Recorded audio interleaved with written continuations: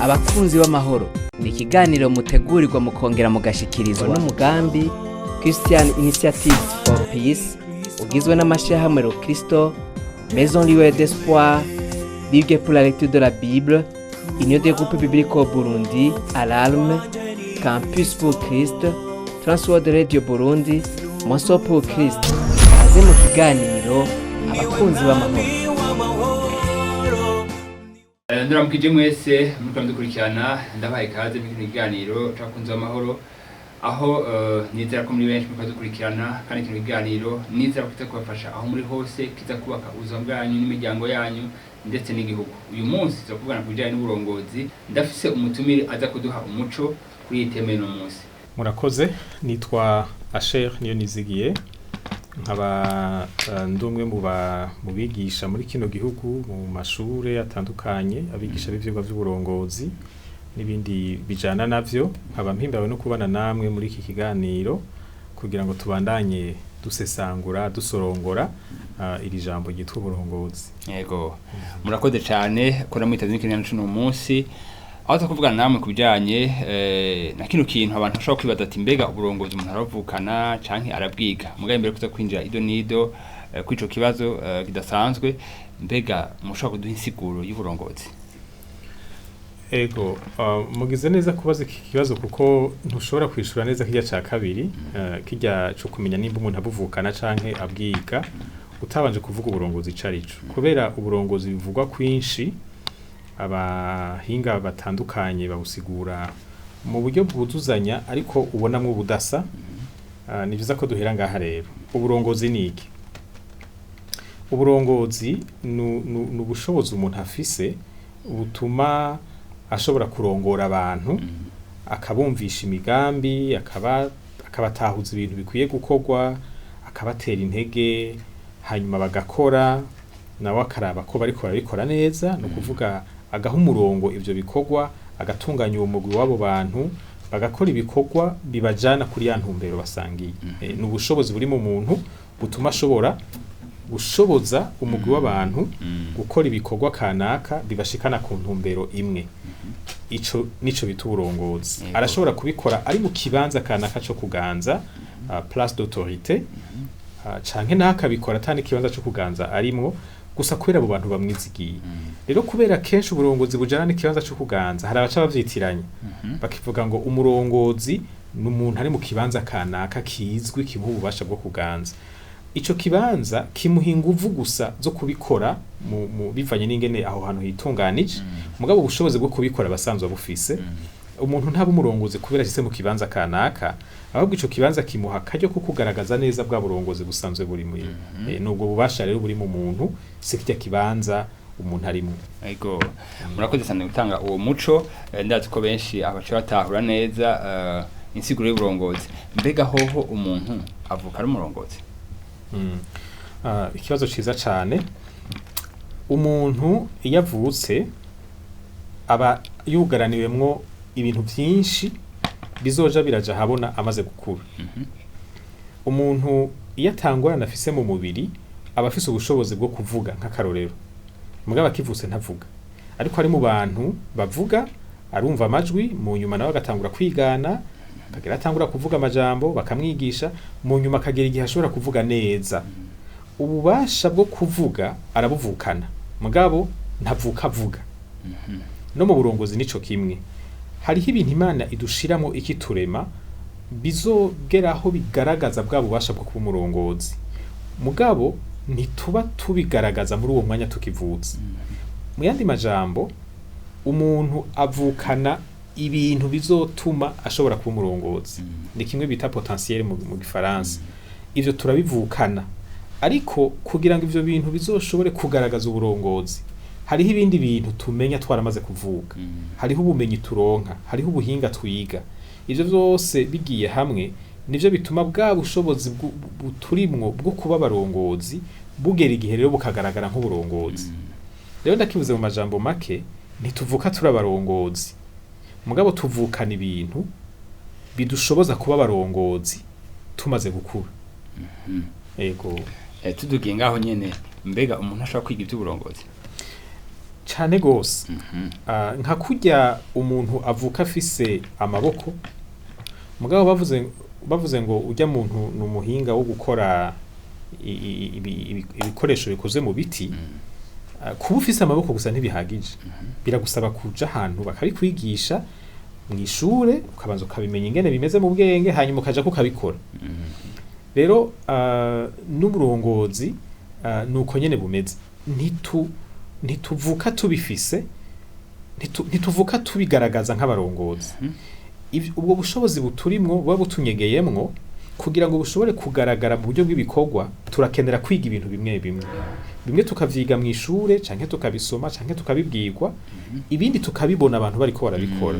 Ivyo byose rero biza bikabura bwa bushobozi buturimwo. Mu yandi majambo, kwiga birakenewe cane. Kuba tuvukana ubushobozi bwo kuba abarongozi ntibisigura ko duca tuba abarongozi gutyo nyene. Birasaba ko hari ibindi bintu twiga, ibindi bintu tumenya, maze bwa bushobozi buturimwo bukabona kuronka ingene bukoreshwa neza.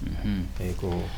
Hariho ibihugu bimwe musanga abana bakiri batoyi bashobora kubonamwo impano idasanzwe, ukamengo ni class y'abantu batore kuzoba abarongozi muri kazoza. Ico cyo mukivuze kwiki?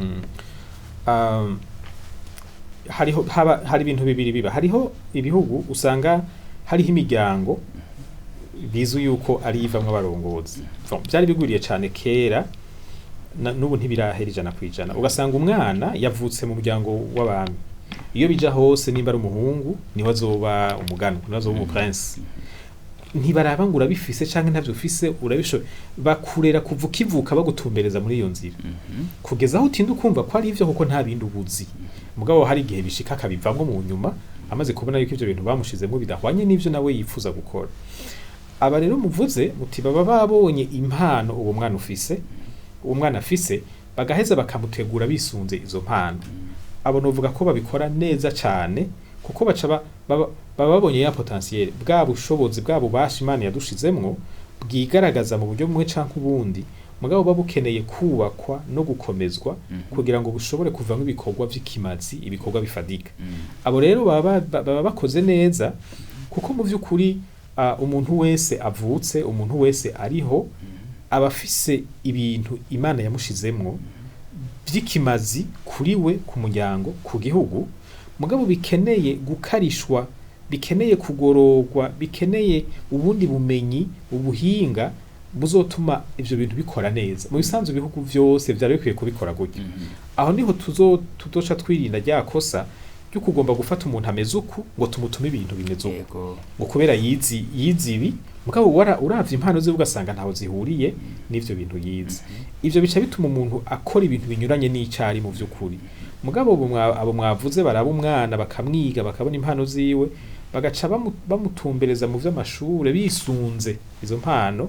Abo rero baba babikoze neza cane. Uwo mwana azoba umuntu akora neza gose, kuko ivyo bintu akora uretse ko yavyize mw'ishure bisanzwe bimurimwo.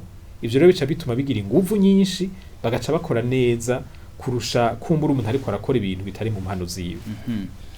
Iyo uri kurihweza ibijyanye n'uburongozi mu gihugu c'u Burundi, kugira muri kazoza bizobe vyiza cane gose, n'irihe jambo wobwira abavyeyi uno munsi?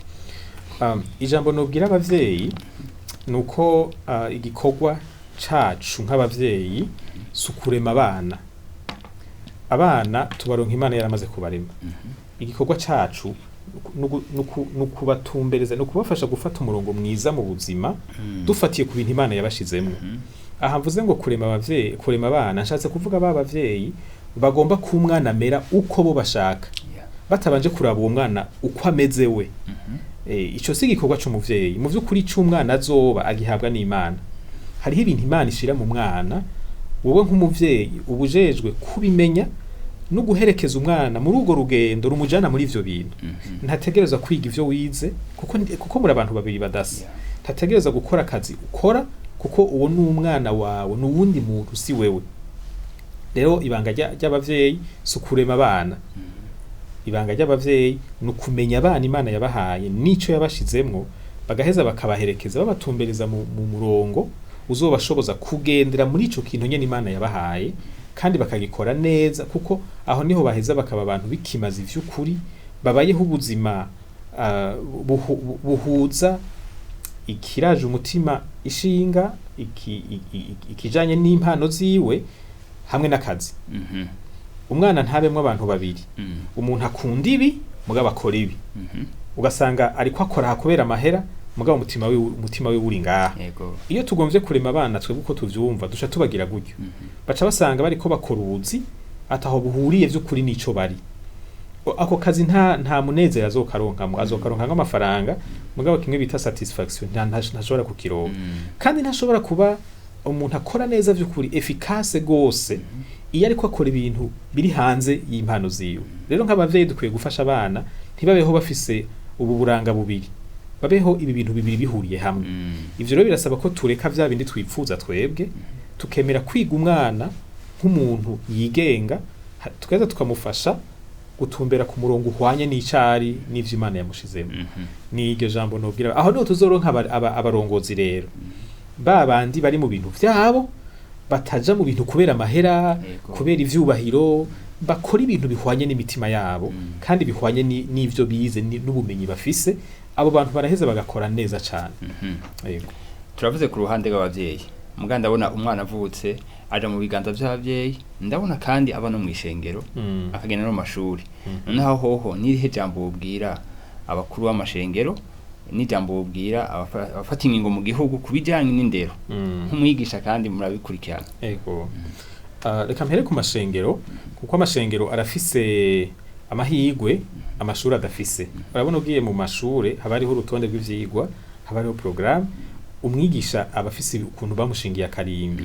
Mugabo mu mashengero hariho umwidegemvyo kurusha mu mashuri. Abarongoye amashengero kenshi amashengero aba afise inyigisho zihabwa abana cane cane ziba zifise intumbero yo kubafasha kumenya ijambo ry'Imana kugira ngo bakure bazi ijambo ry'Imana, bimenyereze kugira ingeso ziranga abana b'Imana kuva bakiri bato. Ariko ko umwana duga hari igihe agera ku rugezo rwo gukenera kumenya impano ziwe kugira ngo azikoreshe mw'ishengero. Aho niyo ntambuko ya mbere mbona amashengero akwiye gufashirizamwo abana, ntibababone gusa nk'abantu bari ngaho kumbura ataco bomara mw'ishengero, kuko nta mburakimazi Imana yaremye. Umuntu wese Imana yaremye arafise ikintu ashoboye guterera mu buzima bw'ishengero. Mugabo umwana kugira ngo aterere neza ni vyiza ko akora ikintu akunda.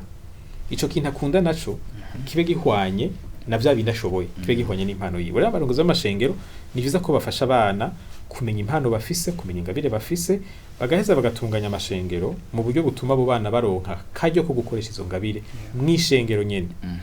Hanyuma ubwo n'urugezo rwa mbere. Urugezo rwa kabiri ni vyiza ko amashengero afasha abantu bakiri bato n'abakuze baremwe, ariko reka tuvuga abana cane cane kumva ico babereyeho kuri iyi si.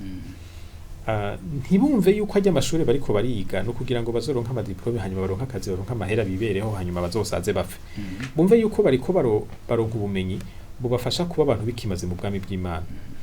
Ubwo bwami bw'Imana buragutse ntibugarukira hajya kw'ishengero gusa. Ejo niyaheza amashure akazeza ibikorwa mu buzima bw'igihugu, yumve ko aha hantu hari naho ari ubwami bw'Imana, ahamagarirwa gukora nk'umuntu yubaha Imana, ibikorwa vyiza bizanira ivyiza igihugu. Ariko kujya bigenda mw'ishengero niko bikwiye kugenda no hanze y'ishengero. Ni vyiza ko amashengero afasha abana kumva ingene bakwiye gutumbereza ubuzima bwabo, bakamenya ivyo Imana yabahaye, bagaheza bakiga amashure mu buryo butuma vya bindi Imana yabahaye bazobikora neza. No kuvuga mvuze ivyo Imana yabahaye, ndiko ndavuga impano, ariko ndiko ndavuga na passion. Vya bindi ibintu Imana yashize mu muntu yama yifuza gukora kandi kubikora bimuha umunezero. Kumenya ivyo bintu no guca wiga ibijanye navyo bica bituma ubuzima bwawe ububamwo neza uri ku rutonde rwiza. Aha ndiko ndavuga ku ruhande rw'ishengero. Ku ruhande rw'amashure nkuko nabivuze mu ntango, abigisha baba bafise umwidegemvyo muke mu bijanye no gufasha abana ibirengeye na bijya vyigwa bamuhaye yigisha. Ariko jewe ndi umwigisha kandi ndaronsa amahirwe yo kwigisha hose. Naronsa akaryo ko kwigisha muri primaire akanya gato atari akazi nasavye, ndiko ndakora volontariat bya bindi byo gukora witanga. Ndaronka akaryo ko kwigisha muri secondaire, naho nyene mu mashuri yisumbuye nigisha mu buryo bwo kwitanga. Ubu nigisha mu makaminuza, no kuvuga ivyo kwigisha ndabizi. Umwigisha ariko arigisha, ndiko ndavuga cyane cyane abigisha b'abakirisu. Ntidukwiye gufata akazi ko kwigisha nk'akazi. Burya nibanga Imana ituzeza iciye muri bajya batwizigira bakaduha akazi bo babifata nk'akazi washaka mugabo uhagaze imbere y'abajya abana bona ubutunzi Imana yahaye igihugu hanyuma wowe nk'umwigisha uretse burya bumenyi bivanye n'ivyigwa utanga nimbuza Imana unabafashe ibirengeye bijya no kuvuga ufasha abana kumva ko ukubaho kwabo si ibintu byo kwiruka ku mahera gusa si ibintu byo kurondera ubuzima bumeze neza gusa ni ibintu byo kumenya mbega Imana yashize muri iyi singo nkoriki mbega Imana yashize mwiki ico kintu Imana yashizemwo nzogikoresha gute nibiki nkereye kugira gikoreshe neza biza hahandi nyene abigisha b'abakristo barashoboye gufasha abana neza cyane naho mu maprograme y'amashure mu rutonde rw'ivyigwa mu mashure vyoba bitarimo kuko byari kuba byiza gose yaba hariho abajejwe kuganiriza abana hariya mu mashure kugira ngo babafashe gutora neza impano bafise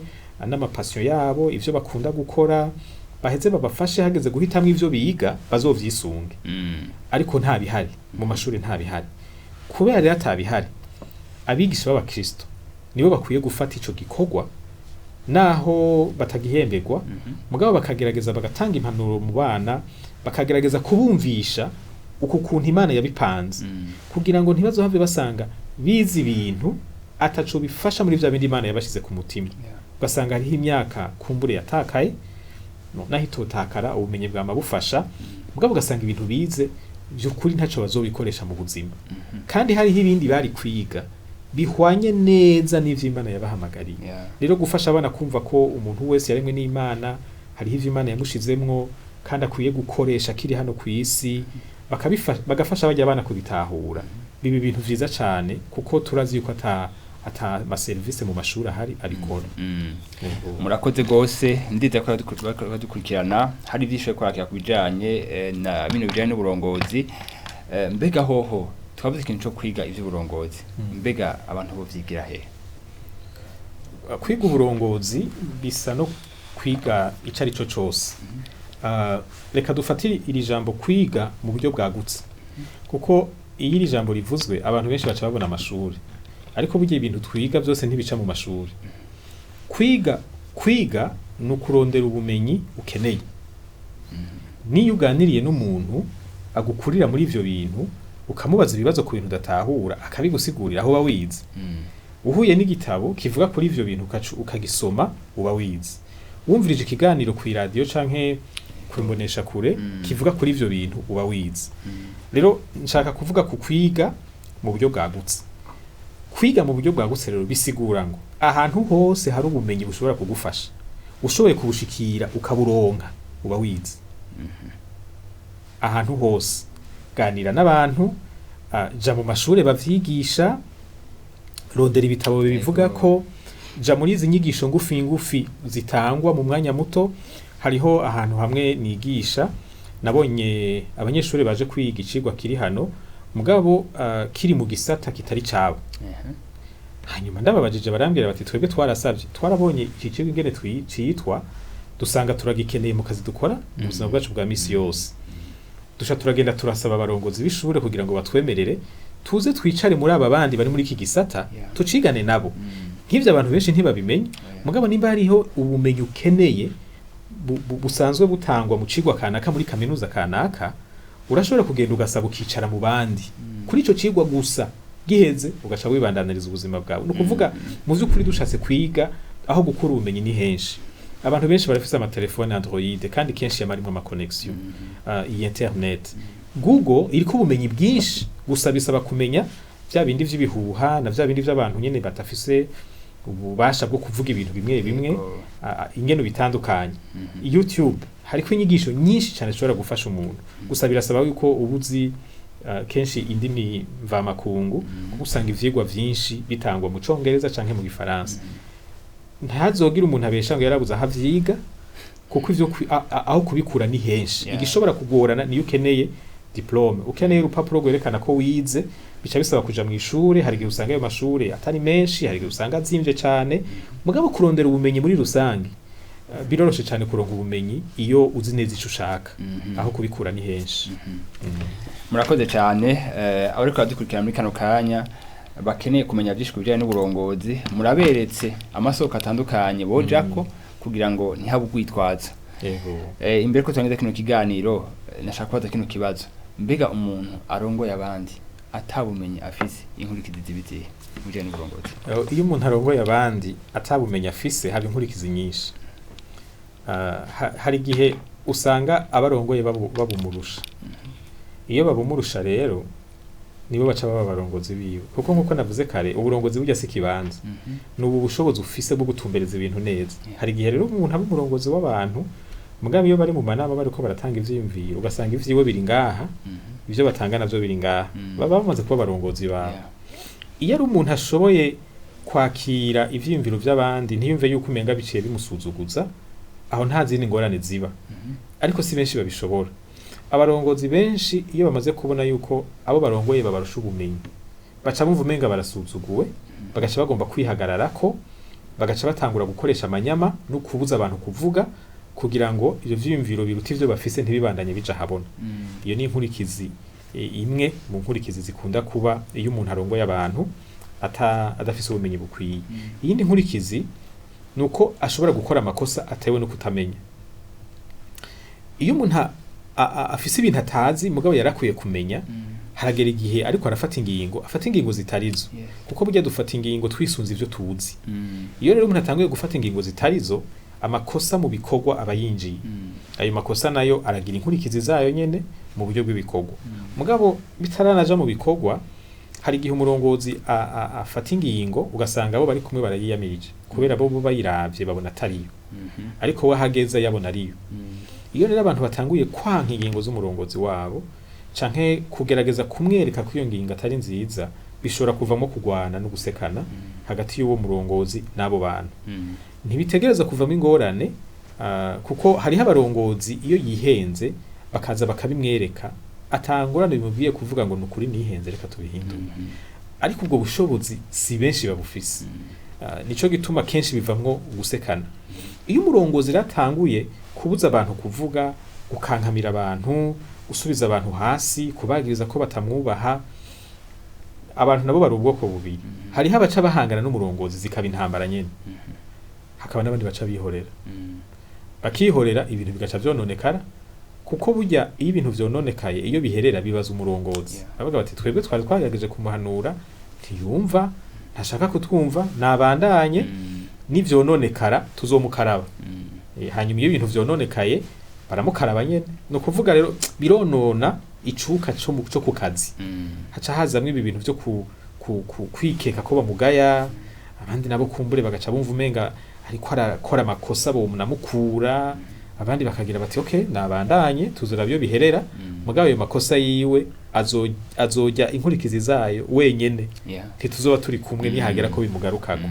Ivyo rero birahungabanya amashira hamwe, birahungabanya ibikorwa ku kazi, bikavamwe intambara zidakenewe, bigahagarika ibikorwa canke naho umwimbu kaba muke. Inkurikizi ni nyinshi kandi kenshi ni inkurikizi mbi. Nico gituma nkuko nkunda kubivuga, umuntu amaze kwizegwa akaba umurongozi w'abandi mu buryo bwo kuganza, mu buryo bw'ikibanza cyo kuganza, akwiye kugira umwete wo kwiga cyane gose. Mu by'ukuri ubujuju no kutamenya sabagenzi b'umurongozi. Iyo uhaye ikibanza ubujuju mu buzima bwawe, uri umurongozi ari imbere y'abandi bantu, uburi kuri hamagarira ingorane, kandi ingorane ziraza n'ukuri, ziranyaruka mbere ngira ziraguruka. Umurongozi akwiye kuba umuntu afise umwete wo kwiga kugira ngo ivyo atazi uyu munsi ejo bimenye, akanovera k'ingingo afata muri uwo mwaka kabe karuta kizo yafashe mu mwaka uheze. No kuvuga uko imyaka ihera n'abantu babone bati yatanguye akora amakosa menshi, mugabo biraboneka ko umuntu ariko arahindura. N'utamwizigiye mu ntango abonye ivyo ariko arahindura aramwizigira. Mugabo umurongozi aguma muri yamanyama yiwe n'ubujuju bwiwe, uwo impera n'imperuka birononekara kandi biruhira kumuhitana. Ego. Murakoze cyane kuri no vyimviro vyiza muhije gutanga kubijanye n'uburongozi. Ndizera kandi ko abantu benshi bavyakanye ubugwa neza kuko bariko barakira ubwenge bw'Imana bufatanye no kurongora abandi. Rero murakoze cyane, ndizera ko n'ikindi gihe twatumiye mu biganiro nk'ibi inyemuzo twitaba. Yego, nanje ndabashimiye, akabaye akaryo keza kandi Imana iduha akandi karyo, nta nkeka nzobitaba duheze tubandanye iki kiyago. Murakoze cyane. Ndashimiye cyane no wese kadukurikirana nkuko nameje kubivuga, muheje kwakira ubwenge bw'Imana kubijanye n'uburongozi. ndazi ko bizokubaka ubuzima bw'iwawe, bizokubaka ubuzima bw'imiryango yanyu, eka n'igihugu naho hose muzokwisanga. Rero murakoze cyane, naho gutaha mu kindi kiganiro. Abakunzi b'amahoro ni ikiganiro mutegurirwa mukongera mugashikirizwa n'umugambi Christian Initiative for Peace ugizwe n'amashyirahamwe Kristo, Maison Lieu d'Espoir, Ligue pour la lecture de la Bible, Union des groupes bibliques au Burundi, Alarme, Campus pour Christ, Transworld Radio Burundi, Monceau pour Christ.